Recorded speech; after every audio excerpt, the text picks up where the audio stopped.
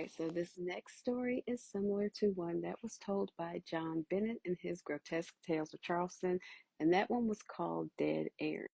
Now, if you know me, you know that I love John Bennett stories. I have a few of them that are throughout multiple playlists, but John Bennett was a white author out of Charleston who was essentially excommunicated by the white community because his stories weren't seen as refined for a well-to-do man of Charleston. So white people turned their nose up at him and pretty much did away with him until later on in his career. But this particular story is an Affrilachian folktale called No, I'm Not. There was once an old man who sat on his porch every evening talking to no one. He just sat there, frowning at everyone, never having a kind word for anybody who passed by. Well, when he got sick, neighbors being neighbors decided to go check on him. That's when they saw him laying in bed, and someone was kind enough to send for a doctor. When the doctor came to the old man's bedside, he could see that the man was sick, but the old man scowled and said, "What you doing here?" The doctor was entirely too young for him. So the doctor said, "The neighbors called me because you're sick. In fact, you're very sick." "No, I'm not," fussed the old man. "Go away." So the doctor and the neighbors all went away. But the next day, doctors being doctors, the young man just couldn't stay away. So he came to check on the old man again and saw his condition had gotten worse. That's when he sent for the preacher.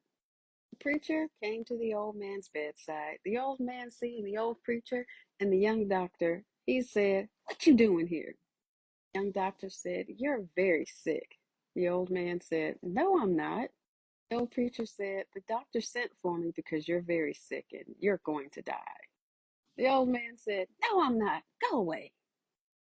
Doctor and the preacher and the neighbors all went. Doctors being doctors, preachers being preachers, and neighbors being neighbors all came to check on the old man. He was dead. It was a hot day, but there was nobody who could preserve the body. So right away, there was some folks who got to building the coffin and another set of folks who got to digging a hole in the ground at the cemetery for the man. The man who knew that old man the best laid him out on the tablecloth on his kitchen table. They wrapped him in the tablecloth, passed him through the window, and laid him in the coffin. Preacher said a few words and they nailed that lid right onto the coffin. Folks carried the coffin with the preacher walking right behind it. The whole procession of folks sang hymns all the way to the cemetery. The preacher said some more words, prayers were lifted, the coffin lowered into the ground. The preacher tossed a handful of dirt onto the coffin, and folks prayed while the shovels got to burying. Then everybody went home. Well, the people in town figured they'd tend to his final stuff, and they got to cleaning, selling off property, because they knew he didn't have any relatives. Well, when two of the women folk set out with the intention to clean up everything and sell to some passers-by coming to town, they were met with a surprise. When they got there, that old man was sitting right there on the porch. Graveyard dirt resting right on his feet. The tablecloth that had been a shroud was still there, this time wrapped around his legs. He frowned at the women and said, "What you doing here?" Well, those women got to screaming and said, "What are we doing here? What are you doing here? You're dead." That old man leaned back in his chair and said, "No, I'm not." "But we buried you yesterday evening," the women said, screaming. "Maybe you were a little too quick on that," said the man. "I'm not dead. I can't be dead. Won't believe I'm dead until somebody proves it. Now go away." So the old man sat there on his porch, scowling and mean-looking and just as ornery as ever. Those women hiked their skirts up and ran immediately to the doctor. Well, he came back with the women, and by that time, the man actually started to smell. So the doctor checked the man's heartbeat, his breathing, and his pulse, only to find that there wasn't any. So the doctor said, "Sir, you should be in your grave because you're dead." "No, I'm not," says the old man. "I'm not dead. I can't be dead, and I won't believe I'm dead until somebody proves me otherwise. Now go away." That's when the doctor and the two women immediately ran to the preacher. He came back with them, and by that time, the man was smelling even worse. The preacher and the doctor checked for a heartbeat, breath, and pulse and noticed that the man was starting to stiffen. When the doctor lifted up the old man's arm to check for a pulse, the arm snapped and broke. Hung kind of funny at the elbow. Well, the preacher got a little skittish and jumped off the porch and started waving his Bible. He was praying loud and hard and telling the old man to go back to the cemetery and get in that grave. The old man said, "Ain't no use in making all that noise. I'm not going anywhere." "But you're dead," cried the preacher. The old man simply said, "No, I'm not. I'm not dead. I can't be dead, and I won't believe I'm dead until somebody proves it. Now go away." Pretty soon, everybody in town was over at his house.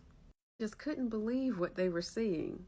The dogs howled at the scent of death, and buzzards even began flying around the old man's house because they could smell death. This went on for days, and the stench got worse and worse. Folks got scared when the old man started to turn gray and his limbs started falling off. But no matter what anybody said or did, the old man just wouldn't believe that he was dead. Finally, the doctor asked the man, "How can we prove to you that you're dead?" Finally, the old man started to study that question for a minute. He scratched his chin and dead skin started to fall off. Then he finally said, "Give me a funeral. And this time, get me some nicer clothes to wear. And if I'm dead, I should have a marker on my grave to prove it." Well, people in town got to scurrying and found him the nicest Sunday suit in town. He polished his shoes, pressed his white shirt, combed his dead, fallen out hair, even brushed his old rotten teeth. He even slapped some wintergreen shaving cream on him to hopefully make him smell just a little bit better. The people in town put their money together to pay for a wooden marker to go on his grave. They put his birth and death date and the words "dead and gone, rest in peace" right on the marker. The old man sat in his coffin during the funeral just staring at the marker while the preacher prayed and the folks sang very mournfully. "Well," said the old man, "that was a nice funeral.